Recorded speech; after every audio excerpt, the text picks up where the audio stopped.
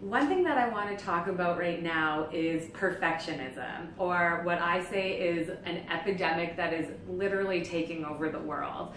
Whether it's coming from seeing social media where we're looking at everybody's highlight reel and feeling like we need to live as great and perfect as a life as they have, or it's feeling pressure to be the Pinterest mom so that your 1-year-old's birthday party can have snacks and decorations that are all on theme even though they're never going to remember it, or it's seeing men's fitness magazines and feeling like you have to have a six-pack in order to be attractive. Whatever it is, we're kind of surrounded by this pressure to constantly be perfect.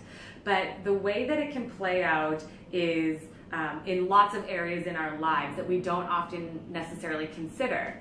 So some things that can happen as a result of striving to be perfect is we end up having surface level conversations with our friends. So we're actually feeling stressed or insecure or whatever it is, and rather than reaching out and seeking support from them, we just make it seem like everything's perfect and okay, and then we feel disconnected or we feel lonely because we're not being authentic and reaching out to someone else.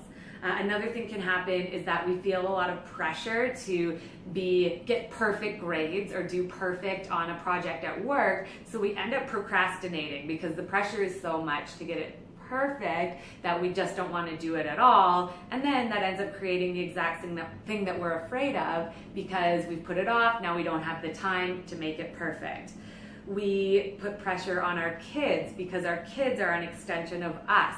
So I have to have my kid constantly behaving, otherwise it means that I must not be the perfect parent.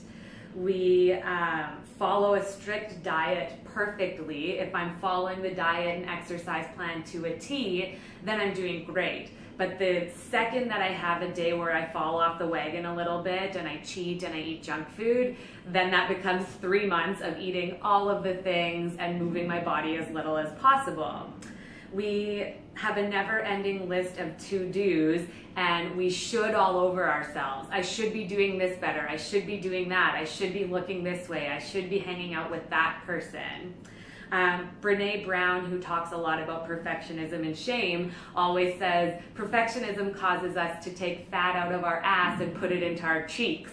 Figure that out. We also feel like we need to project an Instagram perfect life. So we buy into this idea of only sharing our highlight reel on social media, but what people are not seeing is the 3 weeks worth of laundry that's piled up behind the camera. We also can't apologize and we can't take criticism, because if we admit that we did something wrong, then we're admitting that we weren't perfect, and that's really hard for us. Or at work, if we get our performance evaluation and we are told 100 things that we did really well and one thing that could be an area for improvement, that is the only thing that we can think about. So what happens is we end up really comparing ourselves to other people and constantly feeling like we're not good enough because I need to be perfect, and if I'm falling short of that, then I must not be good enough, or I must be unacceptable, or people aren't going to love me if I'm not this perfect person, which ends up actually creating the exact situation we're afraid of. We've all been in a room with someone who you can tell is faking it. She's trying so hard, or he's trying so hard to be perfect or be this like great host or hostess or all of this, and you can feel that it's not authentic. So when we go into perfectionism mode, it actually stops us and gets in the way of us feeling connected to people in our lives.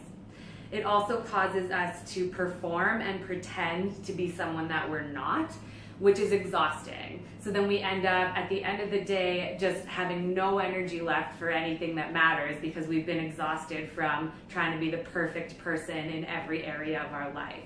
So what we want to look at is getting rid of those feelings, those driving forces of I'm not good enough and I'm unlovable or I'm unacceptable or whatever it is that causes you to feel like you need to try to be perfect to prove that you're good enough, so that instead you can just be yourself. You can relax, be authentic, connect to the people in your life, spend your time on the things that are important to you, and just have fun.